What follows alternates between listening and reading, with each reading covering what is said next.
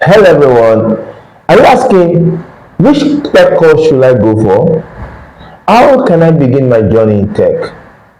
How do I break into tech in 2025? All these and more are questions that I'm going to be answering in this video. And don't skip this video to the very end. In this video, you're going to learn about salary expectations for each courses.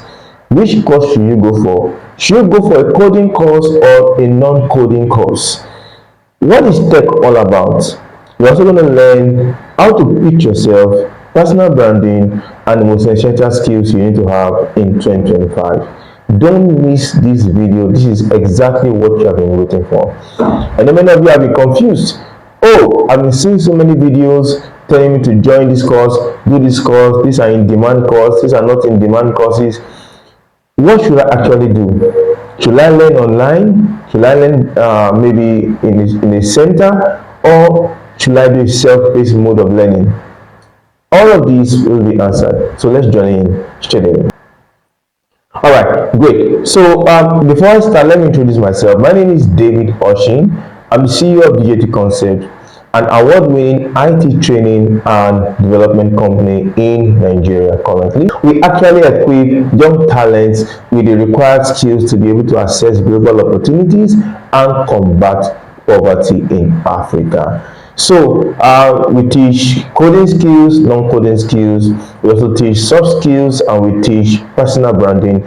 All of these skills require to be able to get that opportunity. So I know many training centers talk about they are going to give you a job and all of this. So we do more than that. What we do is to be able to prepare you to access opportunities, and this is exactly why you shouldn't miss what we're doing. So be a part of the DJT. Join the link in the description below and be a part of the DJT experience. All right, great. So let's imagine a scenario. People always believe that tech is all about coding, and if you are not a coding person, you'll be useless in tech. Is that true? That is absolutely not true. Let's paint a scenario where we have a tech startup XYZ building a product for young people, and they have a window period of maybe 6 months to build this product. So they actually employ software developers to get this project done. Once the project is done after 6 months, now remember the project has to get to its intended audience. How will the project get to the intended audience?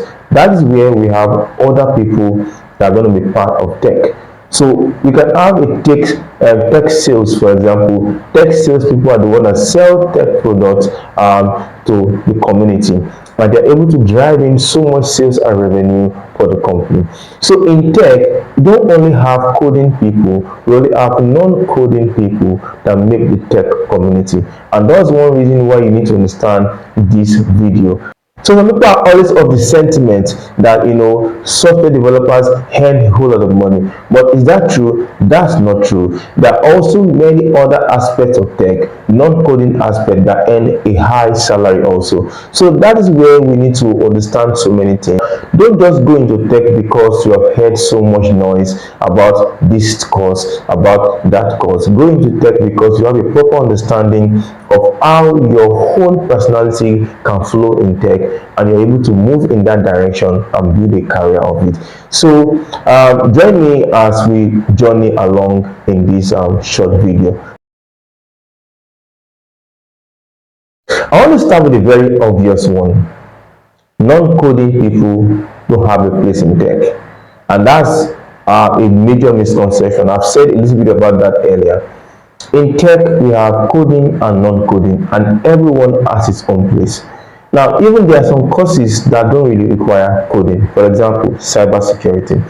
Cybersecurity is a course that has the coding part and non-coding part. For example, you can be a security analyst, which is not a course that requires coding.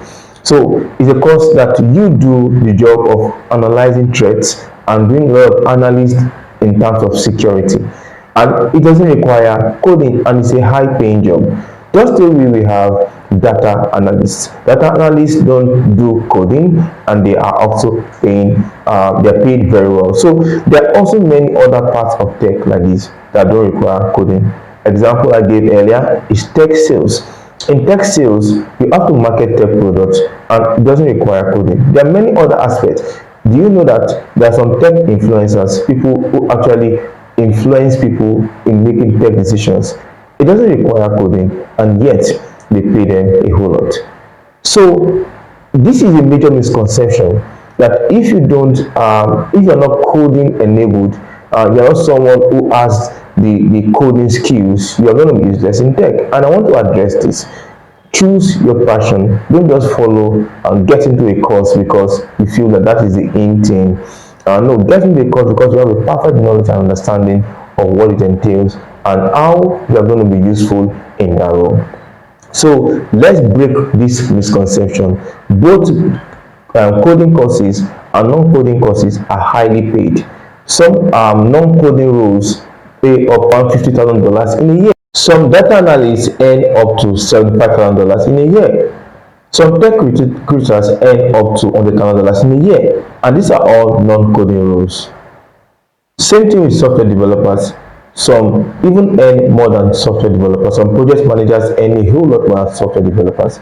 And this is something you need to understand. So let's go into the next point right now. Look within yourself. Where do I fit? So if you're someone that is trying to break into tech, you may consider a few things. Are you trying to start up something new and fresh? Or is this something you're coming from related to something you're going to? In the sense that if you're someone that is already good at marketing, now you're trying to come into tech, are you thinking of just going to become a software developer? Or maybe you can go into become a tech sales person, someone who sell tech products because you already have a background in that. That might help you to be better and you're still in the tech environment. Now, so you need to find your passion. What are you good at? Where are you coming from? And what do your skills excel at? These are things that can inform you to make a better decision. Don't just make a decision because something is high in demand. You will always hear something going high in demand. There will always be a craze for new things, AI, data, cybersecurity, and all of that. But can you find something within your passion that goes into these roles that you are actually trying to aspire for? Same thing I've also said in cybersecurity, you might not be the person who's ready to learn some of the deep hacking skills. You can be a threat analyst and different parts of cybersecurity position that can be ready for you. So examine your person, examine your own capabilities and see where you're coming from. Do an intuition, like look inwards and see where are my strengths. So sometimes some people need a total change where they have to start maybe from a career that is completely different and have a total change. Maybe need to be a software developer, a web developer, or something different entirely. Yeah, if that's what you want to do, you're welcome. Tech is high paying, tech is the future. That's great. But if it's something you feel you just want something that wouldn't give you a total change or also get into the tech industry, then you can check out some non-coding roles that can give you high paying jobs. Now, no matter the intuition you've done, the thinking in, no matter the reflection you've done, you need to upskill because that's where the major work is. You need to upskill yourself, take a tech skill, and actually go for the job. And what do I mean? If you have found out that cybersecurity is your thing, then take a course in cybersecurity. Get to the very best of yourself. Get projects done. Get work as an intern if possible, which is very important. Then do everything you can to be the best at what you are learning. So upskilling is very important. And if you're someone who've learned that you could be a software developer, yes, by all means, be a software developer. Get that right skill, get the skill, learn well, get projects done, get opportunity to be in an IT position where you're able to train with other developers, learn how the community of developers relate, and all of these things are very essential to landing your first job. So it's very important that you upskill. Upskilling cannot be taken away, and if it's something you have learned before, upskilling is a lifelong journey. So you can't say, I already know it and that's all. No, tech is always evolving, right? Tech is always evolving, and you need to keep upskilling yourself and reskilling yourself to stay relevant. You need to keep yourself updated in that skill, because what you learned yesterday might not be useful again today, because you need to start learning something new again and again, because tech is very vast and tech is very broad. So upskilling is so important. You need to upskill yourself continually. Going into tech, you need to understand the fact that you have gone into an unending learning process, and the more you know, the more empowered you are.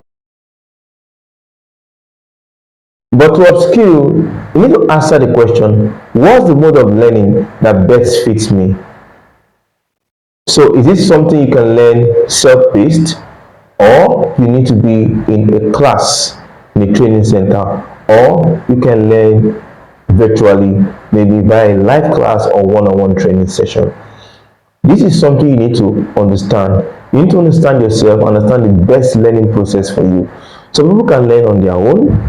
Very many cannot learn on their own. Many people need to be tutored by somebody, and some people need to be in a class where there are other people where they can catch up. So let me talk about this a little bit. From my own experience, I observed that very many people who learn on their own come back to a training center. I've been in this industry for quite some time, and I observed the trend that many people tell me all they learned online, they're still not able to catch it. So they need to come into a training center to be able to get a tutor to explain these things better to them. You need to understand the fact that where how you learn matters a whole lot. So for people who have actually learned online, I've seen people that have learned fully online, maybe through YouTube and all of that. They get project, they've done everything right. Now to get a job is where the problem lies. So that is something you need to understand.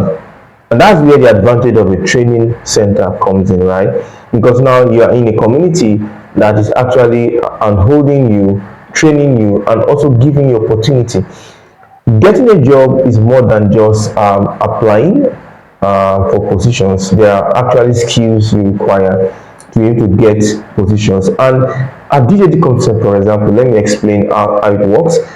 We are training you with all of the skills, your technical skills, your soft skills, which most recruiters need, your soft skills, then also give you interview questions, get you, train you properly to be able to answer interview questions so that you are prepared for the job role. Then personal branding, ability to be pushing to push yourself out there, and you are able to attract that position. Aside, we also giving you placement in IT positions, because it's a journey, right? So those who are good are given IT positions, and you're also getting the opportunity to learn a very lucrative job. So it's much more than just learning on your own. Learning on your own is good, but if you can try to learn via a training center, live, or we also have a one-on-one class, where you can also be matched with someone via a live class.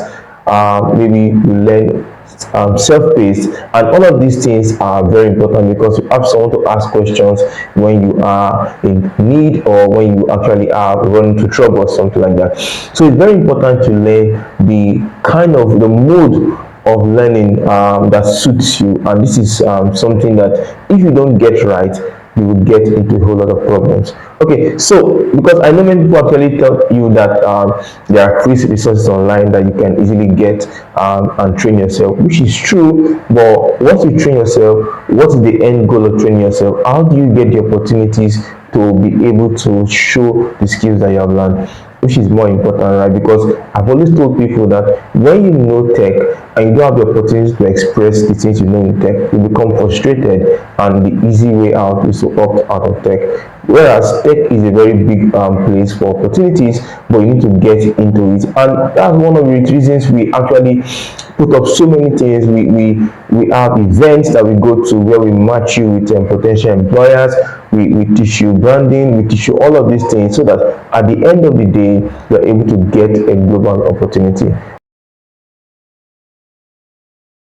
And to the question of the day, what are high paying skills in 2025? On top of it is AI. So generative AI, we can have AI engineers are paid as much as $103,000. According to Coursera, Coursera tells us that AI engineers earn up to $132,000 in a year. All right, great. So we have data engineers who earn a whole lot. They earn up to like $100,000. Then the high-paying skill you also need to know is software development. We have software engineers, systems engineers. We also have DevOps engineers. They earn averagely around 120 to 100 to $120,000 in a year. Um, High-paying skills include content management and creation is a high-paying skill. Web development is a high-paying skill. We also have Q&A tester is a high-paying skill.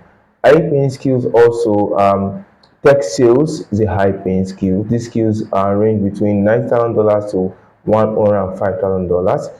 We also have business analysts, web development.